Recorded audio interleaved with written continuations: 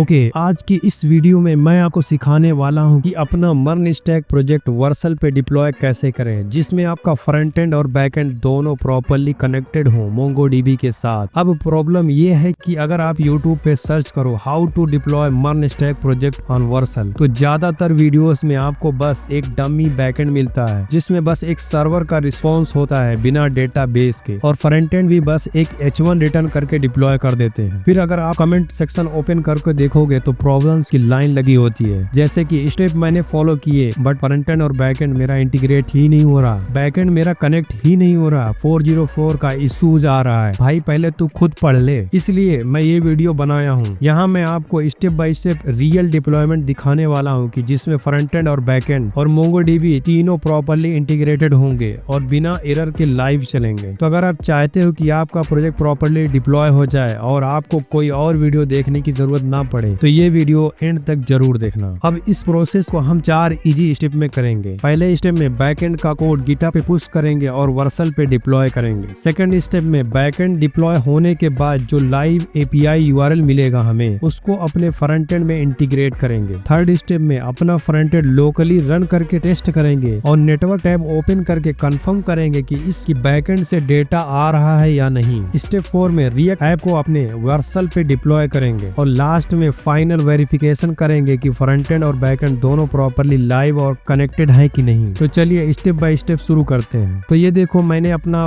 Project VS code में open कर लिया है। लेफ्ट साइड के टर्मिनल में आपको बैक एंड का सर्वर रन हो रहा है और मोंगोडीबी कनेक्टेड है, दिख रहा होगा। राइट साइड के टर्मिनल में फ्रंट एंड का कोड हमारा रन हो रहा है। इसको हम ओपन करके ब्राउजर में लोकली चेक करते हैं। तो ये रहा हमारा, देखो, इवेंट मैनेजमेंट सिस्टम प्रोजेक्ट। इसमें हम इवेंट क्रिएट कर सकते हैं, डिलीट कर सकते हैं, व्यू कर सकते हैं और सर्च भी कर सकते हैं। ये प्रॉपर रिस्पॉन्सिव भी है। तो चलो अब हम इसको डिप्लॉय करते हैं। तो हम अपने कोड में यहाँ वापस आएंगे तो यहाँ पे देखो बैकएंड के फोल्डर में वर्सल.json एक फाइल मिलेगी। आप ये क्या है? ये बेसिकली एक कॉन्फ़िगरेशन फाइल होती है जो वर्सल को बताती है कि आपका प्रोजेक्ट कैसे हैंडल करना है। ये समझो कि वर्सल पे डिप्लॉय करने के लिए आपको इतना बॉयलर प्लेट कोड लिखना ही पड़ता है। ये कोड मैं आपको नीचे डिस्क्रिप्शन में दे दूंगा। ये बेसिकली ये बताया गया है कि वर्जन कौन सा है और आपका राउट फाइल कौन सी है, server.js या index.js, जिसे भी आप बना रखे हो यहाँ बता देना। उसके बाद packet.json में स्टार्ट कमांड में नोड सर्वर लिख देना। उसके बाद जहाँ भी हमारा प्रोजेक्ट है उसको हम ओपन करेंगे, ठीक है, उस फाइल को ओपन करेंगे। यहाँ पे देखो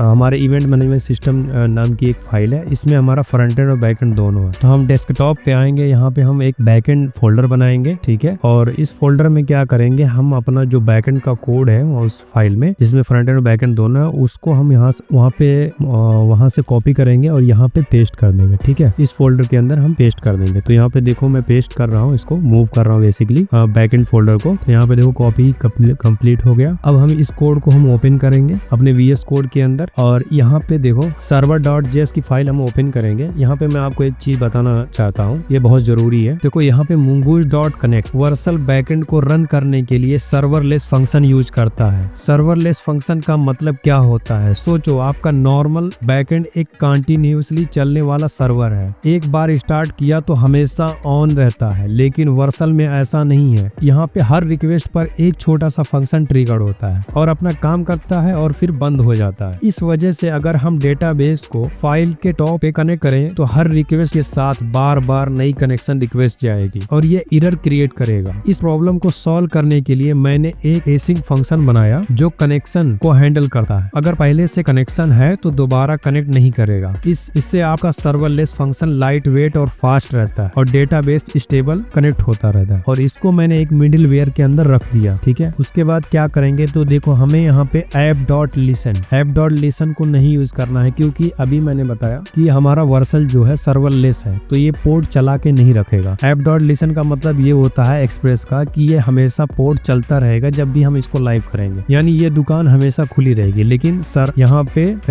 ये जो वर्सल होता है ऑटोमेटिक अपना पोर्ट चलाएगा और एक फंक्शन चलेगा उस राउट का और वो रिस्पॉन्स रिटर्न हो जाएगा। तो हमें क्या करना है, यहाँ पे module.export उसके बाद इक्वल टू ऐप कर देंगे, ठीक है। तो ये हमारा इससे इतने से काम हो जाएगा। अब क्या करना है, हमें packet.json में आना है। यहाँ पे एक और कमांड लिख देंगे हम वर्सल-start और यहाँ पे node server.js, ठीक है। इतना लिखने के बाद उसके बाद यहाँ पे env फाइल में जो भी इन्वायरमेंट वेरिएबल है इसका ऐसे ही रखो, वैसे हमें इसको मैनुअली यहाँ पे फिल कर। अब हम एक नए ब्राउजर के अंदर आएंगे, यहाँ पे हम सर्च करेंगे गिटहब और यहाँ पे गिटहब में हम आएंगे, एक नई रिपोजिटरी बनाएंगे, इसका हम नाम दे देंगे इवेंट बैकएंड और क्रिएट रिपोजिटरी पे क्लिक कर देंगे। इतना करने के बाद यहाँ पे देखो हमें कुछ कमांड्स दिख रही है, इस कमांड्स को हम अपने इस कोड में चलाएंगे बैकएंड वाले प्रोजेक्ट के अंदर, ठीक है। तो इसको हम ओपन करेंगे, यहाँ पे टर्मिनल ओपन करेंगे, यहाँ पे cd बैकएंड किया हमने, फिर उसके बाद क्लियर करेंगे टर्मिनल, यहाँ पे git init करेंगे, इससे हमारा प्रोजेक्ट इनिशियलाइज हो जाएगा। git add डॉट करेंगे, जो भी फाइल अभी ऐड नहीं हुई होंगी वो ऐड हो जाएंगी। फिर git commit करेंगे अब एक मैसेज के साथ, तो हमारी सारी फाइल कमिट हो जाएगी। उसके बाद हम नीचे की 3 फाइल एक साथ कॉपी करेंगे और उसको यहाँ पे पेस्ट कर देंगे और इंटर हिट करेंगे तो हमारा सारा कोड बैकएंड का यहाँ पे इवेंट बैकएंड वाली रिपोजिटरी के अंदर आ जाएगा, ठीक है। यहाँ पे आके हम रिफ्रेश करेंगे तो देखो अब कोड आ चुका है। अब हम जाएंगे वर्सल पे, वर्सल पे आने के बाद यहाँ पे हम अपने अकाउंट से लॉगिन हो जाएंगे, ठीक है। और वर्सल आपका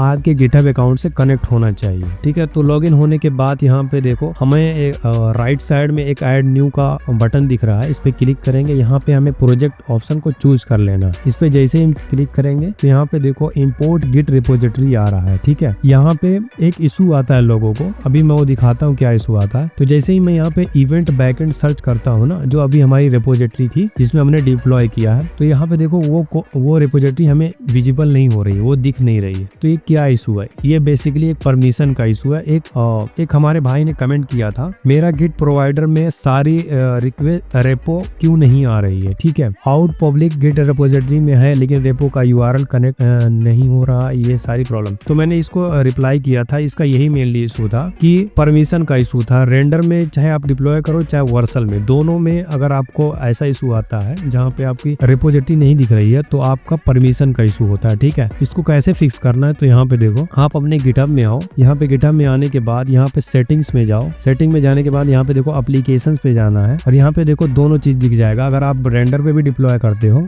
तो वहाँ पे भी अगर ऐसी प्रॉब्लम आती है तो यहाँ पे कॉन्फ़िगर पे क्लिक करना है। देखो यहाँ में वर्सल पे प्रॉब्लम आ रही तो हम कॉन्फ़िगर पे क्लिक करेंगे और यहाँ पे उस रिपोजिटरी को सर्च करेंगे, ठीक है। तो इवेंट बैकएंड आ गया, इस पे हम क्लिक करेंगे और यहाँ पे सेव कर देंगे। जैसे ही सेव करेंगे और हम इस प्रोजेक्ट और यहाँ पे हम वापस आएंगे, प्रोजेक्ट पे क्लिक करेंगे तो यहाँ पे अगर सर्च करें इवेंट बैकएंड तो ये देखो अब यहाँ पे विजिबल हो रही है ये रिपोजिटरी। उसको हम सेलेक्ट कर लेंगे, सेलेक्ट करने के बाद यहाँ पे प्रोजेक्ट का नाम दे देंगे और यहाँ पे रूट डायरेक्टरी में ./e रख, इसको बदलना नहीं है, ठीक है। और उसके बाद यहाँ इन्वायरमेंट वेरिएबल के अंदर जो हमारा .env में जितनी भी चीजें हैं उसको हम कॉपी करेंगे और यहाँ पे लाके हम Ctrl+V कर देंगे, ठीक है। या तो आप मैनुअली एक एक करके डाल सकते हो, ठीक है, या तो फिर आप डायरेक्ट Ctrl+A करके Ctrl+V कर दोगे तो आपका सारी फाइल एक साथ आ जाएगी, ठीक है। और जैसे ही आप डिप्लॉय बटन पे क्लिक करोगे तो आपका डिप्लॉयमेंट शुरू हो जाएगा और यहाँ पे देखो डिप्लॉय हो चुका है, कंग्रेचुलेसन। तो यहाँ पे कंटिन्यू टू डैशबोर्ड पे क्लिक करेंगे तो हमें एक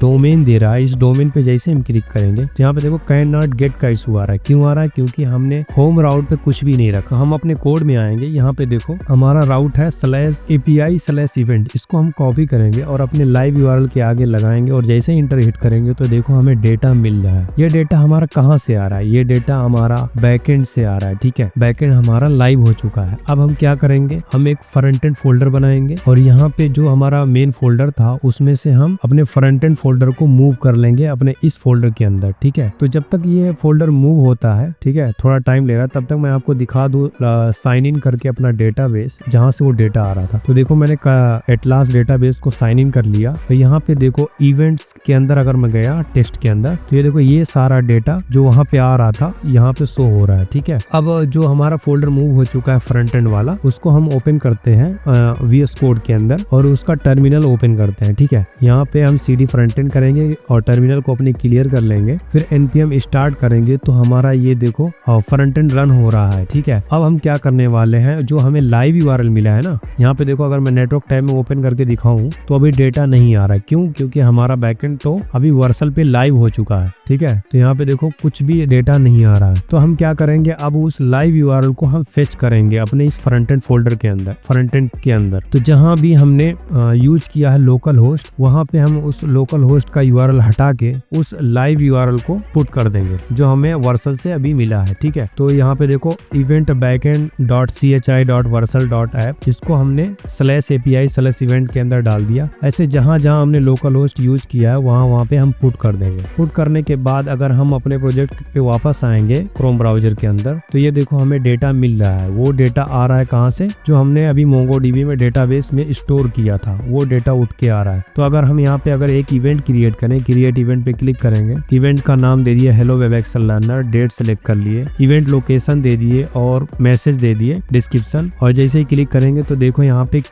हमारा इवेंट क्रिएट हो गया है। और अगर हम इसको अभी जाके डेटाबेस में चेक करें तो ये देखो हमारा डेटाबेस में शो हो रहा है हेलो वेब एक्सेल लर्नर नाम से, जो हमने अभी बनाया है। ठीक है, अब हम क्या करने वाले हैं, हम इसको फ्रंट एंड को भी हम डिप्लॉय करेंगे। अभी हमारा फ्रंट एंड जो है बैकएंड से कनेक्ट हो चुका है, तो हम इसको भी अब लाइव करेंगे फ्रंट एंड को। तो उसके लिए हम जाएंगे, इसको टर्मिनल को ब्रेक करेंगे और एक नई रिपोजिटरी बनाएंगे, गिटहब पे वापस आएंगे। यहाँ पे इस रिपोजिटरी का नाम देंगे इवेंट फ्रंट एंड और क्रिएट रिपोजिटरी पे क्लिक कर देंगे। उसके बाद हमें कुछ कमांड्स दिखेंगी, इनको हम एक एक करके चलाएंगे। जो कमांड्स हमें पहले दिखी थी फ्रंट एंड और बैकएंड के कोड को डिप्लॉय करते वक्त, वही कमांड्स को हम एक एक करके चलाएंगे। ठीक है, सेम प्रोसेस। उसके बाद जैसे ही हम लास्ट की 3 कमांड को पेस्ट करेंगे और उसके बाद अपनी को भी एक्सेस देना पड़ेगा, तो हम सेटिंग में आएंगे और एप्लीकेशन के अंदर आएंगे, कॉन्फ़िगर पे क्लिक करेंगे वर्सल के आगे और यहाँ पे उस रिपोजिटरी को सर्च कर लेंगे इवेंट फ्रंट एंड। ठीक है, जैसे ही सर्च करेंगे तो हमें वो सर्च करने के बाद हमें उसको सेव कर देना। ठीक है, सेव करने के बाद हम वर्सल पे वापस आएंगे, प्रोजेक्ट पे क्लिक करेंगे और यहाँ पे हम